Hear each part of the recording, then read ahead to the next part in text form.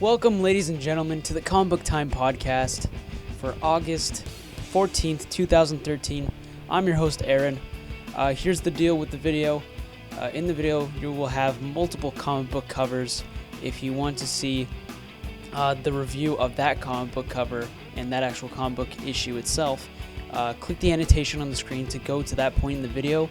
If you just want to watch it, basically a play all button, just leave it as it is, and it will play everything in the order that I show it to you. Enjoy the show. Our first comic book of the podcast is Batman, issue number 23.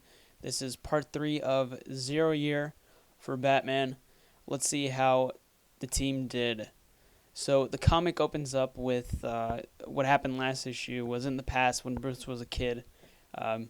His father was trying to get him out of the hole.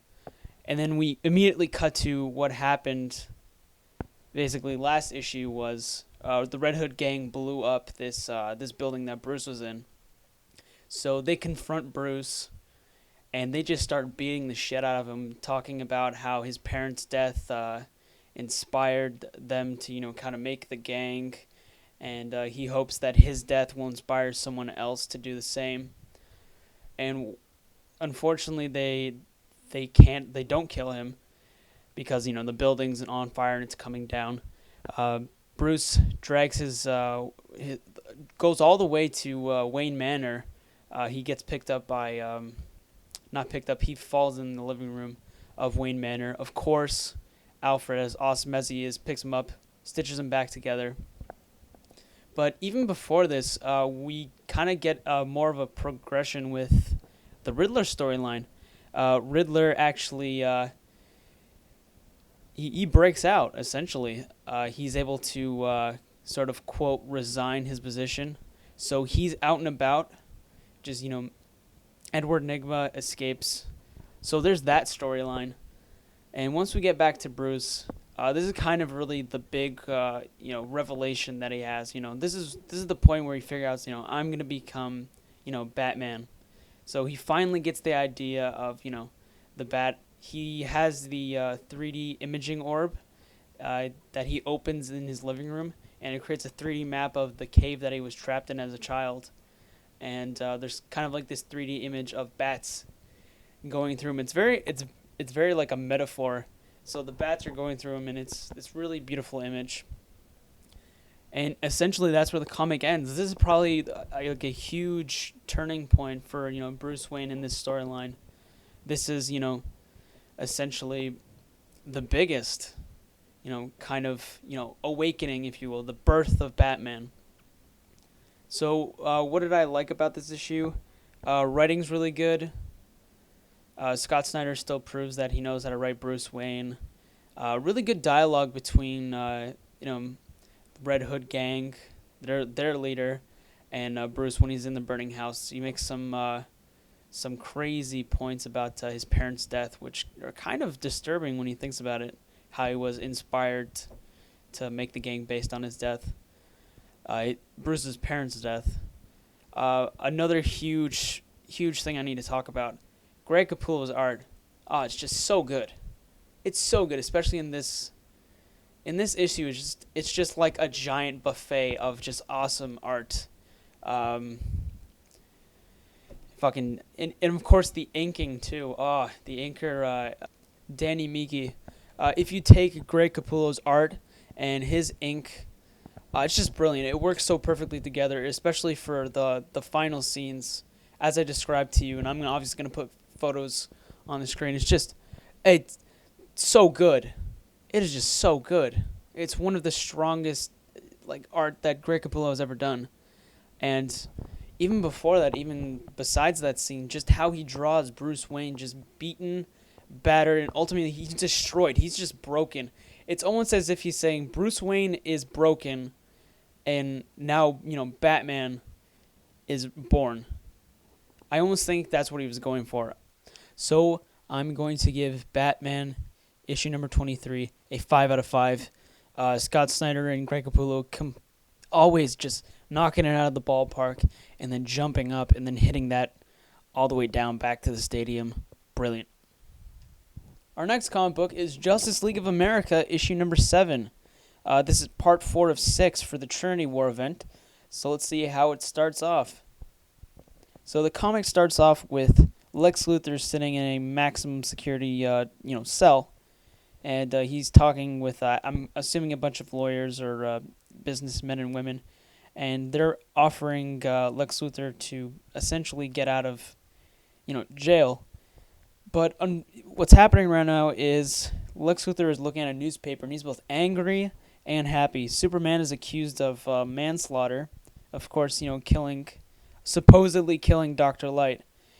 He wants to know who did it, and he's going to find out, but he's unfortunately interrupted by Pandora. Pandora's still on her quest to figure out how to open the box. I believe in one of the tie-ins for her comic, issue number 2 of Trinity of Sin, Pandora, she tried using the box on Vandal Savage, who's supposed to be evil. That didn't work, so she's going to try to use it on Lex Luthor, who she believes probably has an either eviler heart or, just an evil heart. So once that's gone, we cut back to Pittsburgh. It seems that Dr. Psycho has just got a whole bunch of random civilians in this weird, creepy hideout of his, and he's just rambling on about how he hates, civilization, and he's gonna kill them. But luckily, Cyborg's team, along with Martian Manhunter, Element Woman, Green Arrow, Atom, The Question, and Firestorm, break in. They face off against Dr. Psycho. Psycho runs away because he fooled Green Arrow into thinking that he was shooting basically Dr. Psycho, but in real life it was Cyborg. Cyborg gets hit with an explosive arrow from Green Arrow, and that's when Superman finally catches Dr. Psycho, and then he hands him over to Martian Manhunter, in which he does his thing. He sifts through his mind to try to figure out what happened in Karak and why he was there, and meanwhile, back at the House of Mystery, which is the headquarters of the Justice League Dark, Green Lantern's trying to essentially get inside by smashing against the door, but it's not working. Catwoman finds a way inside, and once they get in there, they try to figure out what happened to Batman, the Phantom Stranger and the rest. They find out that he's locked into. They basically find out what happened in the events of Phantom Stranger issue number 11. They try to save Dr. Light, but they failed. But the Phantom Stranger was able to release Batman, Katana, and Deadman. So once they're out, we go back to Martian Manhunter. His whole team are having kind of a group discussion of what they think is happening, whether or not Amanda Waller might be involved in this kind of plot against the regular Justice League, because in doing so, the Atom, she confesses saying that she betrayed the Justice League, and they have their conflicts and arguments in that conversation. And we go back to Pandora. She tries to give the Pandora's box over to Lex Luthor, but Pandora is stopped by Wonder Woman and her crew. And I'm going to stop right there because I will be getting into spoiler territory if I go any further. I'm going to talk about what I liked about this issue. Writing's good. Writing's solid.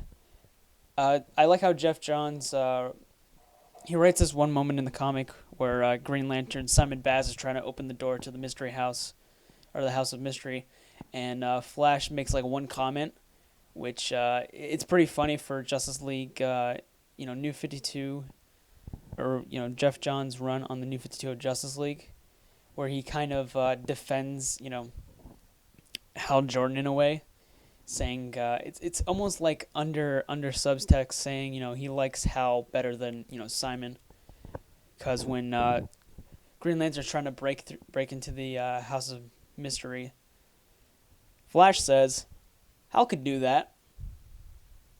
I thought that was pretty great. Another thing I liked, the art, really solid. Yeah, this definitely works for Justice League of America. I would prefer David Finch, but still, David Finch is amazing. I don't know where he is right now, but quite frankly, I wish he would have done like at least an issue, because he's been doing the other issues for Justice League of America. But regardless, this art is really solid. Definitely good. I'm gonna give Justice League of America issue number 7 a 4 out of 5. The Trinity War is definitely progressing really well, and we're getting very close to the end. I'm excited. Our next comic book is Batman 66, Chapter 7, or Issue 7 if you really want to, call it that. I'll probably just call it Issue 7 in the title. So let's see where this comic starts off. It starts off at the I'm assuming this kind of Gotham City parade, but it might not be a parade even though there is a giant floating balloon. It's a figure that has Joker on it. But guess who comes out? None other than the Red Hood, or I guess just Red Hood, and he has demands. He says that he's essentially going to spray choking gas on more Gothamites if his demands aren't met, and he wants the Joker, and he wants to essentially take him, give him the Joker, meet him at the cemetery at midnight. So Batman and Robin, they obviously see this. They go to the Arkham Institution, and we get an introduction to a character who is in Batman lore, and of course it's Dr. Harley Quinzel, but in this she's called Dr. Quinn, and she is actually taking care of Joker in the Arkham Institution. And while Batman and Robin are going through the Arkham Institution, they see some of their other rogues gallery, and there is some classic villains there. So definitely definitely analyze that photo. But of course, Batman and Robin get to the lair of Joker. They call him Patient J, but we know him as the Joker. Yes, this is the likeness of the classic actor Cesar Romero. This is Cesar Romero's Joker, and it's definitely spot on. The artist does a really good job. He even gets the little mustache hairs right. Excellent.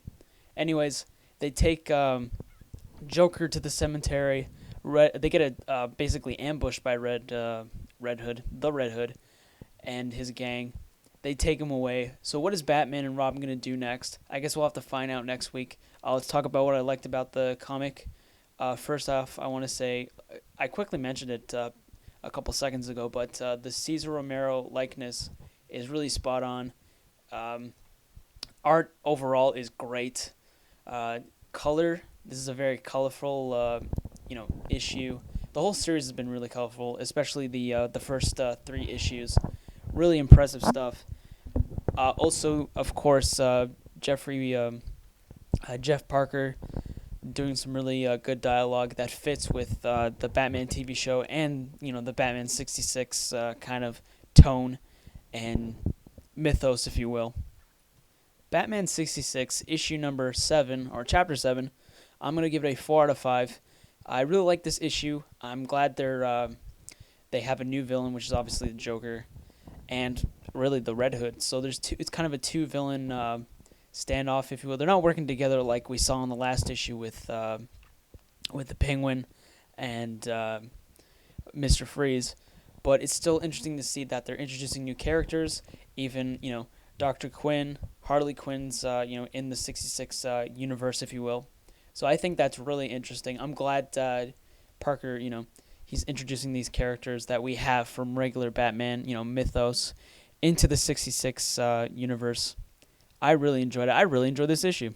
Deadpool issue number 14. So this is the kind of return of Deadpool back. Issue number 13 was a issue that was in the future, or in the past, in the 1970s. And this actually crosses over with issue number 14 because the villain is the White Man.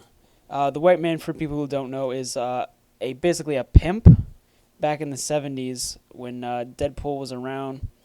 And he basically faced off against the Heroes for Hire, which consisted of Power Man, which was Iron Fist, and Luke Cage, and then Deadpool tagged along.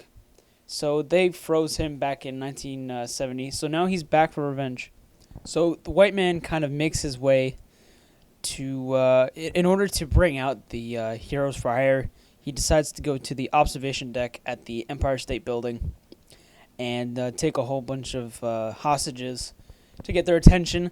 And of course, he gets the attention of Luke Cage, who is really pissed off because there's kind of this running joke throughout the entire issue that Deadpool is his partner, which he completely disagrees throughout the entire issue and last issue. So that really pisses him off. It's a nice little running joke. Also, what happens is we meet up with Iron Fist, and he's teaching this sort of karate class and he gets kind of like a text message from Luke saying, we need to go. Like, remember the white man back in the 70s when we faced off against him? They don't really know who he is. They kind of forgot who the white man was. Iron Fist tries to contact Deadpool. It seems the only way to contact him is through his Twitter, which is @Deadpool. So make sure to follow him on there. We cut back to the soup kitchen where Deadpool's at, where he's stalking Agent Gorman, trying to figure out what he's gonna do with him. And he goes to his favorite restaurant, and he basically takes a shit in his in his dumpling soup. But that's not really why he's there. Well, it is, but the reason why we see him there is when Luke Cage and Iron Fist go there. They tell him, what the situation is, and then they go to the observation deck.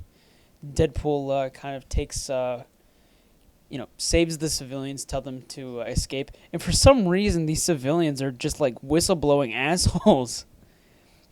At one point, Deadpool just karate chops one dude in the throat for trying to reveal that Luke Cage and Iron Fist are trying to get some hostages out while the white man doesn't notice. And while that happens, white man does kind of this huge blast that hits everyone in the room. Deadpool basically, he's on top of the Empire State Building. He basically essentially falls off and hits a car, and then all of Iron Fist's students are like, "Whoa, you're so cool, man! That was extreme." So the students tell Deadpool that the white man has taken Luke Cage and Iron Fist hostage. He's frozen them with his magic cane and taken them on his yacht. Will Deadpool be able to stop, the white man? Jesus Christ, I can't believe what I'm saying. Will he be able to stop the white man from basically throwing Luke Cage and Iron Fist off the yacht? And if he does, is there any other villains who are trying to attack Deadpool? I guess we'll have to read to find out. Let's talk about the good. Of course, you have to say the writing has to be good for a kind of series like this. Deadpool definitely feels in character. The white man is he's a stupid villain, but I mean he's so funny. It's just such the idea of the white man as a villain is it's so stupid and so funny. It's just silly.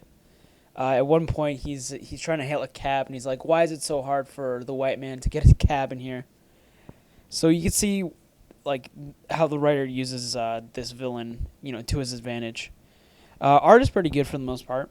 It's definitely solid. There's some better panels than others. Kind of a bit of a mixed bag, if you will. Another thing I do like, and this is kind of a spoiler, but at the end of the comic, Deadpool gets attacked by another group of people trying to steal his organs, and that's kind of going into our next story arc, which is the good, the bad, and the ugly, which I heard is going to have Wolverine and Captain America team up, so that's going to be interesting. But regardless, I think it's great that we're getting back to a storyline or a story plot line that we haven't seen in Deadpool recently, because I thought it was interesting, the kind of mystery of why did they steal his his liver and whatnot. So I'm glad we're getting back to that. Deadpool this week was pretty good for the most part. I'm going to give Deadpool a 3.5 out of 5. It still has the laughs. The villain's silly. And I'm glad they're returning to, back to basics, back to some of the storylines that they're trying to, close or go into, because they opened up in the last... I don't know which issue it was, but it was before the whole Soul Hunter storyline. Our next comic book is Infinity, issue number 1. This is Marvel's biggest probably their huge end of summer, Marvel comic event. So let's see how they did. This was a big issue, about 54 pages, I believe. It also reprints some of the free comic book day issues, or the issue that it had. So there is some material in there. I'm not going to get too deep into the story because you definitely should read this. But the main gist of this is that the Avengers are going after the Builders in space. And Thanos, he's on Titan, and he's essentially sending these beasts, these parasite assassins called the Outriders, to he sends this assassin to go to the homeland of the Inhumans, retrieve information about the King of the Inhumans, to figure out. I'm assuming where the Infinity Gems is, and where I assume that Thanos is trying to construct the Infinity Gauntlets, trying to get the gems. So the assassin finally he delves into the mind of the king, and he pulls out some information. If you've been reading New Avengers, you know that what happened to the Infinity Gems, which I'm not going to spoil. So the Outrider knows the truth. He goes back to Titan. Earlier in the book, the Avengers had to deal with the fact that Captain Universe, she's now in the Peak, which is kind of the watchtower of the Avengers, and she's unconscious. She just materialized in the Peak from another planet that was being destroyed by the Builders, and of course, the Avengers have one of the Builders kind of on their side, Nialo. I don't know how to pronounce that, but the guy with he's gold, he has the horns, and he's one of the Builders. He essentially tells them that the Builders are coming. Their trajectory is coming towards Earth. So the Avengers assemble, all of them. Captain America's leading kind of a space crew, if you will, to take care of the situation because, there's going to be an invasion that's happening. So now back to what's happening on Titan with Thanos and the Outrider. So the Outrider tells one of the main servants of Thanos his secret and what he saw in the mind of the king about what I talked about, the Infinity Gems. So he tells it to Thanos.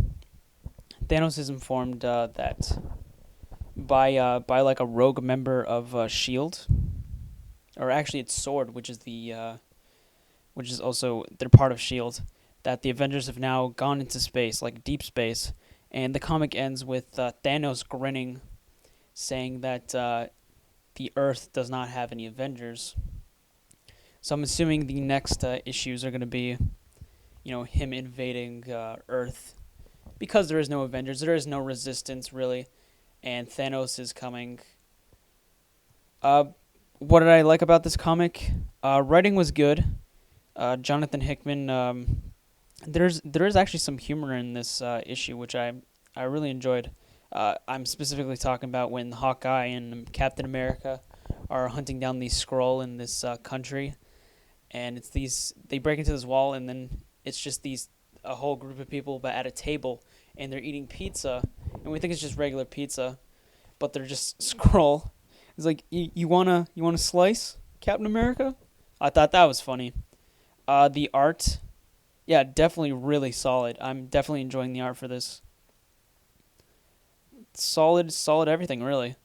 Infinity issue number 1 is a solid issue, and I'm definitely excited to see where Infinity goes. This is a 6-part series that's happening, and it has a whole bunch of different tie-ins.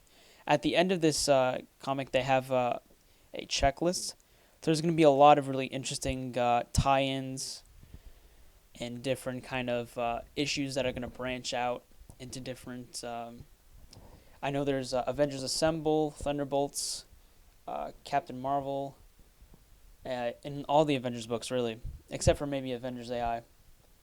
So this was a solid setup to a event that I hope is really good. Infinity issue number 1 gets a 4 out of 5. Definitely check it out. I was it was pretty good. Our next comic book is Superior Spider-Man Team Up, issue number 2. This is a new series from Marvel. It's in its second issue.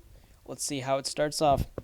The comic starts off with a mysterious science lab with mysterious scientists looking at these kind of tubes, and we know that one of those characters is the Jackal, Miles Warren, who's the crazy genetic scientist.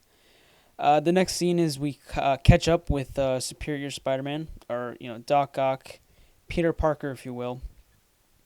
But he's swinging around. He's kind of giving us a recap of how his life is. He's saying how, basically, he's telling us how much better he is than Peter Parker ever was. When he gets home, he's confronted by none other than the Scarlet Spider, which is a clone of Peter Parker. And then the next page is Doc Ock remembering his latest encounter with Scarlet Spider, but he was Kane. And he realized that, there's a whole scene where it looks like, Kane, which is the clone, snaps Dr. Octavius' neck. So not even Peter, I keep on forgetting that it's not Peter, but he starts to freak out, and he pushes Scarlet Spider out of the window. He gets into this huge kind of like enraged fight, and of course, Scarlet Spider's confused. He doesn't know what's happening. He fights back. They get into a huge fight that goes all around like a couple buildings. They smash into each other. But while that's happening, Scarlet Spider gets attacked by this kind of mutated spider creature. I don't know what you would call it, but these creatures attack both Scarlet Spider and Spider-Man. They begin to Spider-Man says, I'm probably not even being attacked here. They're probably just after him. So he leaves, but unfortunately is caught with some sort of like electric spider web. So he's caught in that. He's being really just beaten the crap out of until he's being saved by Scarlet Spider-Man. And then I guess this is where the team up happens. So they fight against all these different kind of creatures. But then we now enter in the Jackal, and he chimes in. Since he did create, the clone, he kind of like... there's one scene where Scarlet Spider attacks him, and then he says, call me daddy, essentially, because he calls him Jackal. He says, call me daddy. He's like, you're dead. So he gets into the fight. Jackal sends one of his kind of partners or henchmen to really just wail on Scarlet Spider. And it looks like, he's down for the count. But of course, there's kind of an internal debate on whether or not Octavius should let him live or die. But in the end, he lets him live, and he attacks that creature that's essentially ripping off his mask and, literally just kicking the shit out of him. But regardless of their past, Octavius does save him. And then there's this kind of big reveal at the end in which Gwen Stacy shows up. And this shocks the hell out of Octavius. He doesn't know what's happening. And the comic ends, to be concluded, with Scarlet Spider, issue number 20. Unfortunately, I didn't get it. Or did I? That's right. Our next comic book is going to be Scarlet Spider, issue number 20. I had to get this. This is part of sibling rivalry. This is part 2. So let's get into it. The comic starts off with Jackal now having both Spider-Men captured under his whim. He now talks to Kane, saying how he's disappointed as him in a clone, and saying, and I quote, we all can't be Ben Reilly. So we obviously see how disappointed he is with Kane. Kane gets pissed. He breaks out and essentially starts beating the Jackal's goons. He definitely doesn't want to... Jackal's plan is essentially to make more clones of... they want fresher tissue from the original Peter Parker. So he's trying to get it from there. But of course, Kane breaks out. He starts beating up his goons. He beats up the Jackal as well. I think in one scene he grabs one of the henchmen's head and kind of does that classic, redirect the laser at the chains that are holding your friend. kind of thing that does. So that's when Spider-Man comes out. Our Superior Spider-Man comes out. He joins the battle, and he's basically chiming in, beating on it. There's this moment in the comic where, he's saying how much he hates clones, and there's a clone of Gwen Stacy that we saw back in the first part. Spoiler if you haven't seen the first part, but you wouldn't be watching the second part, would you? Anyways, he's talking about how much he hates clones, and at one point he almost like strikes the clone of Gwen Stacy, but he's stopped by Kane saying, you shouldn't do that. So the next thing that happens is probably one of the biggest events that kind of ends off the comic is Spider-Man essentially finds a way to destroy all of the DNA, all of his DNA, and essentially kill all of the Jackal's creations in one big bang. So I think he hits like a pipeline, and that causes a massive explosion. Will Spider-Man, Peter Parker, Scarlet Spider-Man, and Kane, will they be able to survive that explosion? Will any DNA be left to create any other clones? You're gonna have to read to find out. So let me talk about what I liked about both issues.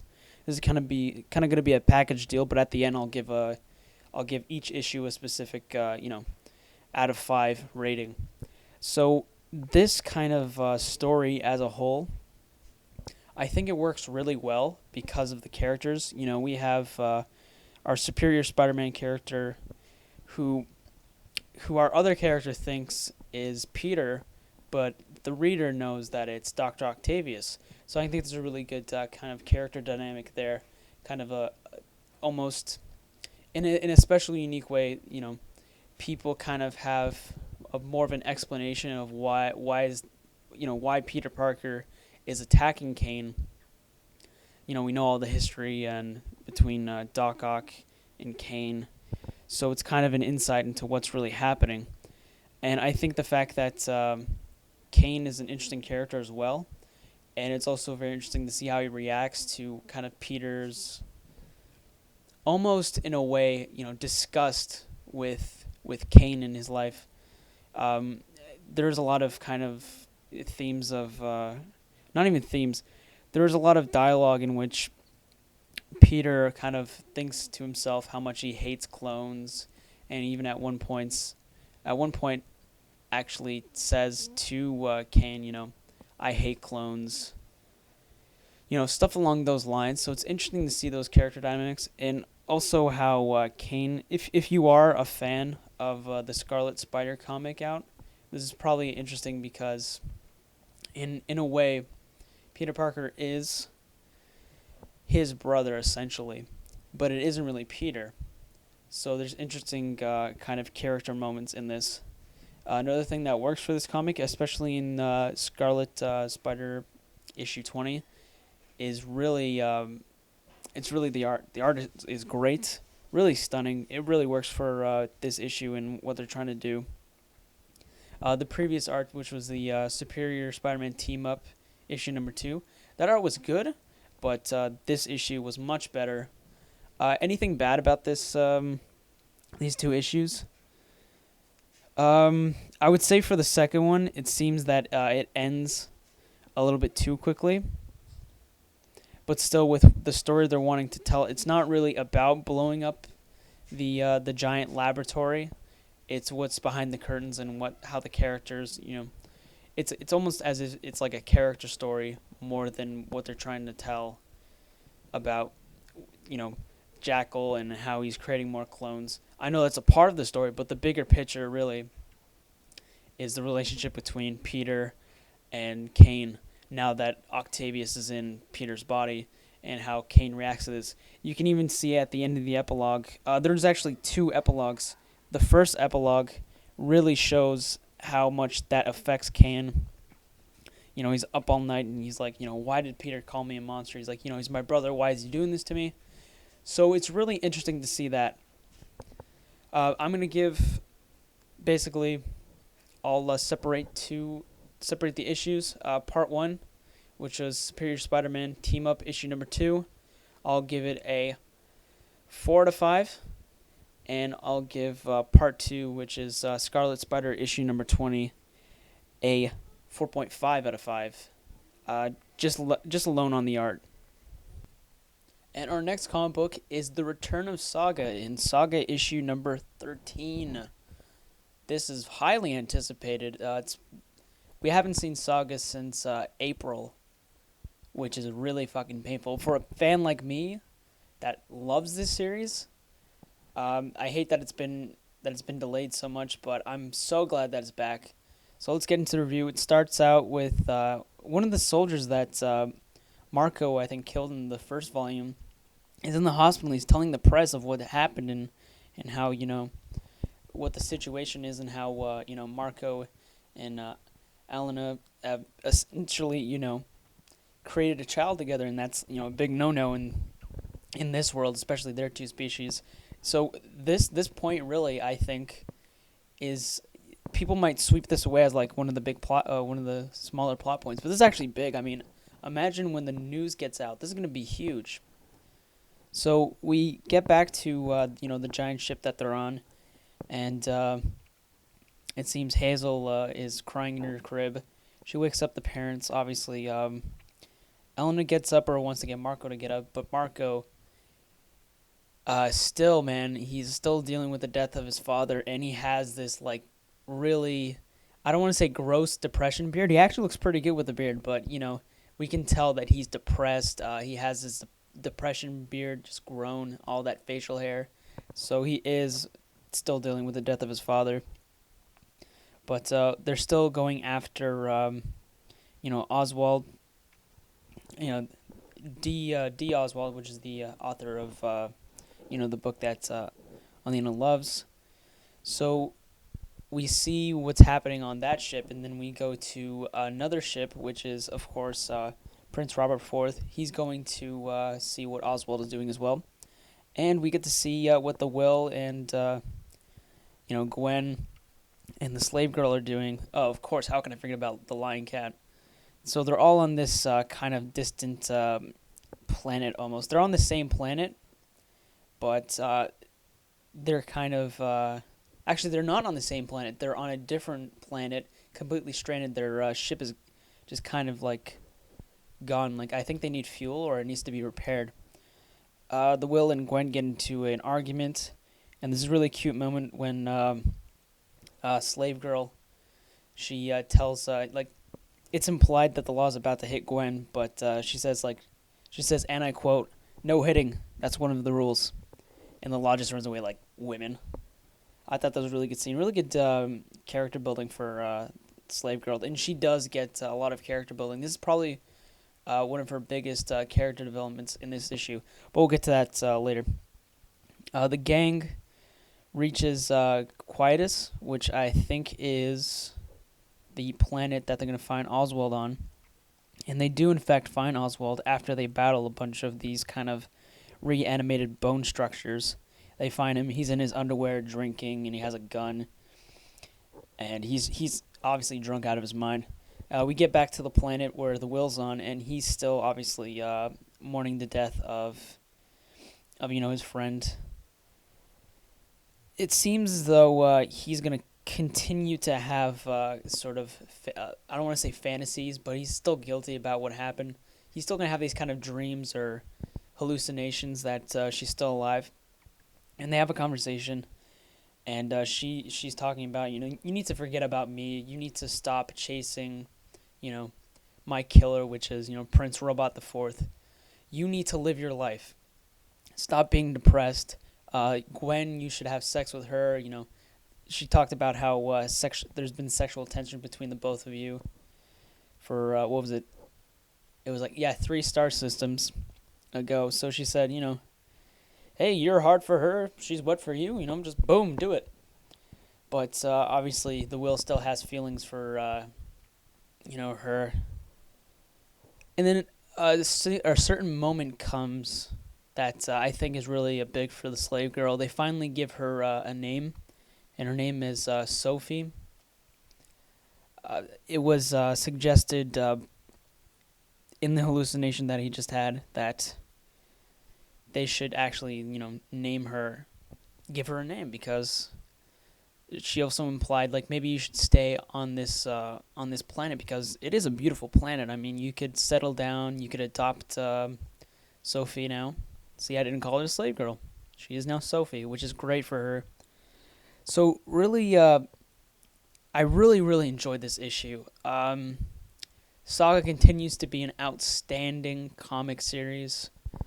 It's just such a great creative team. Brian K. Vaughan, such a great writer. He mixes drama with fucking humor and all these different like themes, and it's so good. And then take into the fact that you have Fiona Staples' art. Just so good. Her art is just breathtaking. She is one of my favorite female comic book artists, right now. Saga issue number 13, or chapter 13, 5 out of 5. Pick up volume 1 and 2, and then this issue. You will not be disappointed. Our next comic book is East of West, issue number 5. This is the last issue of the first story arc that will be collected into trade in the first volume. So let's see how the comic starts, how this issue starts.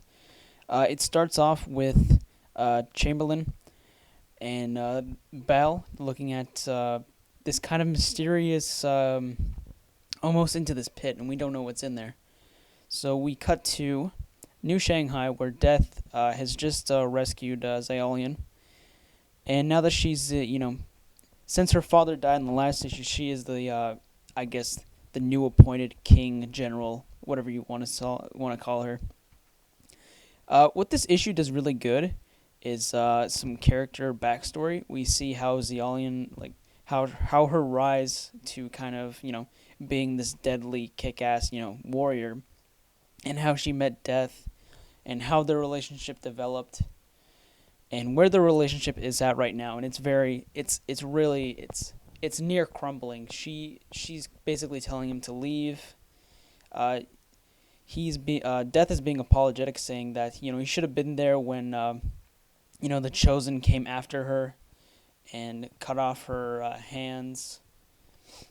And there's even some more go even further back to the birth of Death and Zaolian's child they had, because they didn't make a child, but Zaolian tells him that when you were gone, the Chosen came back, and war actually came and killed our child. So essentially, she's pissed off about that, but Death reassures her that their son is not dead, and he is actually being kind of restrained. Remember what I was talking about at the very beginning, by Chamberlain. He's in this kind of place, this chamber called, I think it's like the lair of the beast of the apocalypse. Or I think it's just the lair of the beast, but this is the child of Death and Zaolian. And, of course, there's this kind of conversation that they have about what they're going to do next. And they know that Death is coming. But it seems that Chamberlain doesn't really care about what's happening. But, Solomon does. So he's going to do something about it. And then the last couple pages are basically Death saying that he's coming after. He reassures Zaolian that he's going to go and get their son. Break him out of the prison that he's in. And God help anyone who tries to get in his way. So I'm going to talk about what I liked about the comic book. Everything. This is probably one of my favorite issues of East of West. Just at a character standpoint, I think one of my two favorite characters of this series have been Zaolian and Death as characters. And it really works well because they're in a relationship. And this comic gives us backstory, their love story, if you will, their tragedy in their life, really good character-defining moments that really impact me. It's very emotional. You can definitely tell that there's a lot of history with these two individuals. Art's really good, color's great. East of West, probably one of my favorites. My favorite like Image comics that's out right now. I'm gonna give East of West issue number 5 a 5 out of 5. Uh, Everything is near perfection. Jonathan Hickman is his writing in this and his storytelling and how he portrays the characters and just the writing in this issue is just amazing. Some of the strongest writing that East of West has ever had, and plus the art is a bonus. Our next comic book is Ghosted, issue number 2. I gave the first issue a 5 out of 5. I thought that the first issue was outrageous, and this issue definitely continues that trend. The comic starts off with the history of the Trask Mansion. Literally, there's been people that have been cannibals, literally inviting hobos into the mansion, cleaning them up, treating them nice, and then literally, like, fucking cannibalizing them. So, we cut to now, and our ragtag team of, misfits or, thieves, ultimately, are talking about whether or not, what their plan is next, and they're kind of casing the Trask Mansion. This comic also introduces some, not introduces, but it gives more kind of, I would say, character development with the team. We get to see we don't see their backstories, but we kind of get monologue that pertains to them. Monologue from the perspective of Jackson, and he kind of comments on each of the different teams. Trick, which is one of the members, he goes to case the joint and he finds something very shocking. It seems the house has more of a darker side than we might have expected. And also, after that, there's some other dialogue. There's more kind of like creepy, like house movements, like a painting is moving her head. Different kind of like, I guess, classic ghost movie stuff like that. But just before the whole team's ready to head out because they don't stay in the house during the night, they get stopped by this cop. But luckily, Joe and Jay Burns, who are famous for being on the show Ghost Trappers, go up to the sheriff, and I guess the sheriff or cop is kind of starstruck. He's like, "Oh, I don't need to investigate you guys. You're probably," because they tell him that they're casing this mansion for to film an episode. And when the whole team, after he kind of gets shooed away, the team gets back. They have to. They're essentially packing up, leaving. They set up a whole bunch of, I guess, surveillance equipment. I guess they just went into the mansion just to case the place. So, King is still in the house. And when he's about to leave, King himself is a very kind of cynical member of the group, so he doesn't believe in ghosts. But when he's leaving, there's kind of like this ghostly figure that follows him around. And just before he exits the door, and it looks like it's almost about to touch him, but he closes the door, and there's a shot of like the ghosts going back into the house. So it seems that this house definitely has ghosts. So I think further on in the other issues are going to be very interesting to see. The comic ends on 2 notes, really. It seems that one of the goth, I don't know her name, but the goth chick, she says that they need to steal get a few items, and one of the items are essentially in Marcus's collection. So Jackson's like, we're going to steal it. And the other thing is the comic kind of ends on a really dark note, which I kind of don't understand, but it also ends abruptly. But I won't say what that is. You'll just have to read, but you'll know what it is. You're kind of confused a little bit, but you can kind of guess, like, oh, I understand why she's justified and she did that. Let's talk about the stuff that I liked. This issue still has, like, funny dialogue, especially from Jackson. These groups of characters, they seem kind of outrageous and a little bit quirky, if you will.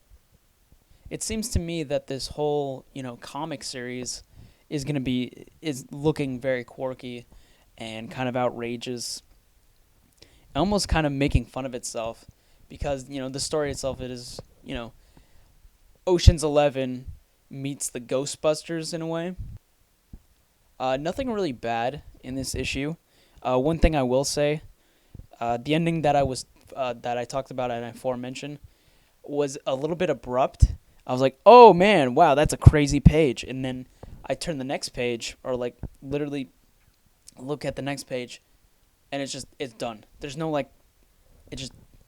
that's it. It's over. So I thought the ending was really abrupt, but they still kind of had like an ending word, like, this is what's gonna happen next issue, and then the next couple pages, and then it just ended. So I thought it kind of ended prematurely. But regardless, Ghosted, issue number 2, it's going to get a 4 out of 5. I think that this issue, it was really more about the people who are in the house, the history of the house, and what can the mansion actually, like, what is it capable of. We see that all the different kind of, like, supernatural elements of this house, which kind of, I guess, are trying to build up, like, how intense the other issues are going to be. But we saw what the house can do and all the kind of creepy or strange things it does. So I'm definitely excited for issue number 3. And that's it for the Comic Book Time podcast. Thank you so much for watching. If you liked the video, make sure to support me by liking this video, leaving a comment in the comment section, and make sure to subscribe to the channel. If you didn't like the episode, make sure to tell me what you didn't like about it so I can improve. Constructive criticism is allowed. Definitely do that. So if you want to check out the previous podcast, make sure to click the annotation on the screen. Follow me on Google+, SoundCloud. Also, check out www.rhymeswithgeek.com. Awesome podcast, comic book themed website. Really great. There's some great podcasters. I'm one of them. Definitely check out some really good podcasters, such as Comic Uno and Real Books Don't Have Batman. Those are just to name a few. Thank you so much for watching, and I'll see you next time.